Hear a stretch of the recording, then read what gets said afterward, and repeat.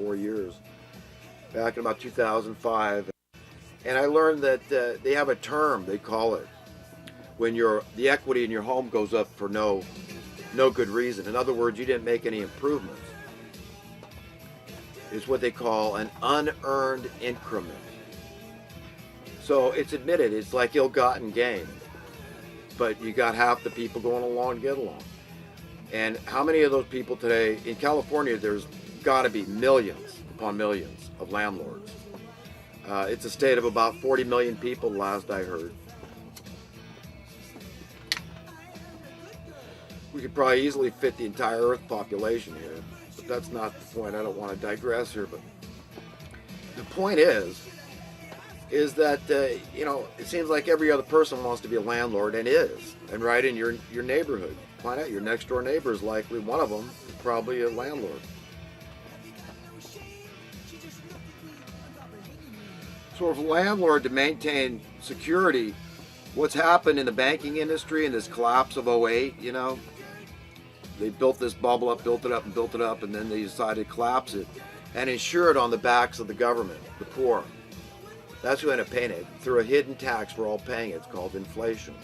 So instead of capitalism working the free market supply and demand principles, and these people take a hit because they lent recklessly and intentionally to blow the pipes out of the economy, no, they are made whole. It's so outrageous, you wouldn't believe. They're getting 100 cents back on the dollar.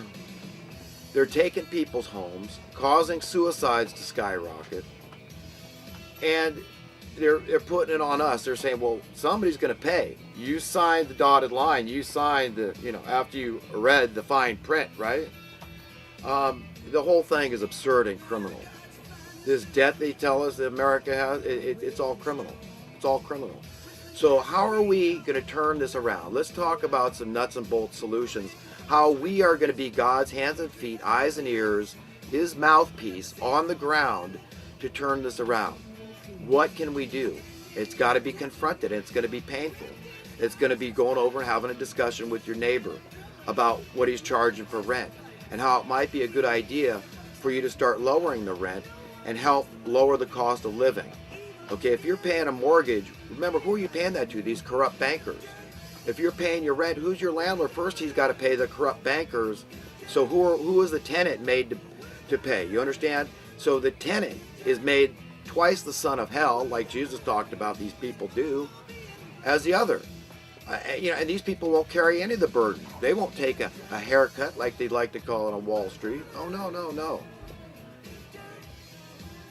It's very sick. We live in a very tumultuous time. I believe that we are living in the tribulation days when Jesus talked about before the ends of the age. And I'm not pulling that out of thin air, okay? This is coming from wise old men that have studied Bible prophecy their whole lives. Guys like Gerald Flurry and Hal Lindsey and so many others. They say it's inexplicably how precise all the prophecies are falling together at this time in history. Okay? And that's been my observation, empirically speaking, as well. Okay? It's all happening. It's all unfolding. And it's going to get hairier. Some people say, I know there's people like Joel Skousen and so many others, even Gerald Flurry, these people talk about the possibility of nuclear war. I don't believe it.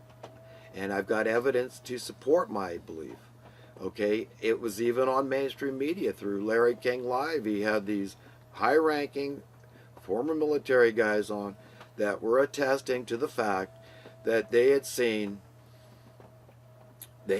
supernatural lights. For the most part, these are what they saw. They couldn't explain what they saw, but basically the visual description was of lights. They had never seen lights like these, apparently.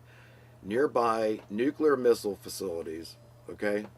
This has happened not just in America, but it's happened in other countries as well, from what I understand, okay?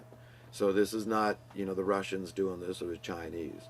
This would probably be what I've referred to earlier as about these holy angels, these beings with more power, depicted in the past as flying beings, And when you think about it, the idea that God uses technology, how far-fetched is that? He created us very inventive beings filled with ingenuity and a desire to be creative. It's an innate, instinctive thing we do. So the idea that other beings could have technology that far exceeds ours is not that hard to believe. Listen to guys like Bob Lazar. Check out a Bob Lazar interview and see what you think of that. This guy is pretty amazing. As far as I'm concerned, I 100% believe this guy. And that is as amazing as it gets, okay? That's as amazing. He back engineered, is his claim, a craft that somehow came into the possession of the government. And I'm not saying that every angel out there is good, because Scripture clearly tells us you got these fallen angels. So there's a lot of both, okay? I don't know how many, but apparently the fallen angels are mortal, let's say, in the sense that their bodies can die. But the holy angels, on the other hand, are immortal. They're imperishable. Nothing can harm them anymore. They're safely, completely in God's control. So the atomic structure, apparently, that God has the ability to do this with any creatures, and his intention is to do that with humans, to give us a far superior atomic structure. But these angels apparently have an atomic structure, so even if you hit their craft with missiles, any conventional missiles we have, it's not going to hurt them, or even any that the fallen angels might have. That ultimately God rules the universe. And ultimately God is in control of the affairs of men. So he's only going to let this tribulation period we're in get as bad as he allows. So we all need to understand that and be comforted and encouraged in that. And just go out and do what you can do to be a proper representative, a proper reflection. Again, God's hands and feet, eyes and ears, and mouthpiece on the ground to do what you can do and to confront this, to go fix the alternator, okay? Do it to get the manual. What are the nuts and bolts involved here? You got to disconnect your battery first so you don't cause a shock, if somehow harm the system or hurt yourself. But, you've got to do this methodically. We all do.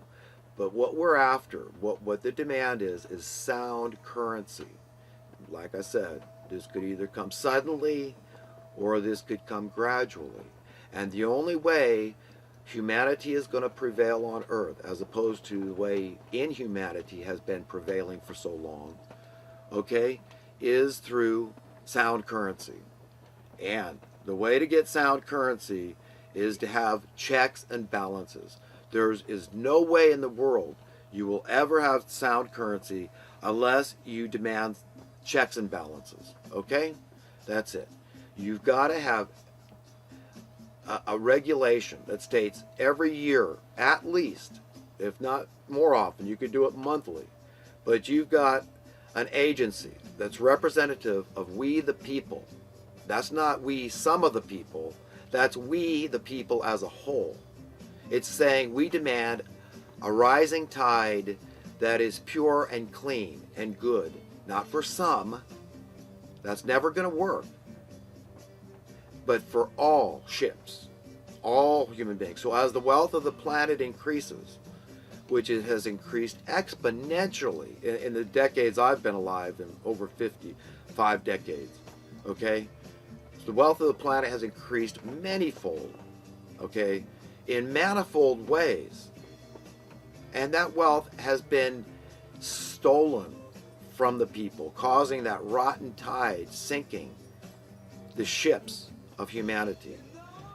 And the only way to turn that around is with sound currency, checks and balances. In 1963, minimum wage was $1.25 an hour. Okay? Today, I would rather make that $1.25 an hour in 1963 than $20 an hour today. Okay? That's how badly our currency has been debased through fiat fractional reserve currency. Did you know that every dollar you have on deposit at a bank, checking account, savings account, whatever, on deposit, the bank can lend out 10 to 1. Can you do that? Can you imagine the advantage that would give you if you could do that and take interest on it? It'd give you a huge advantage.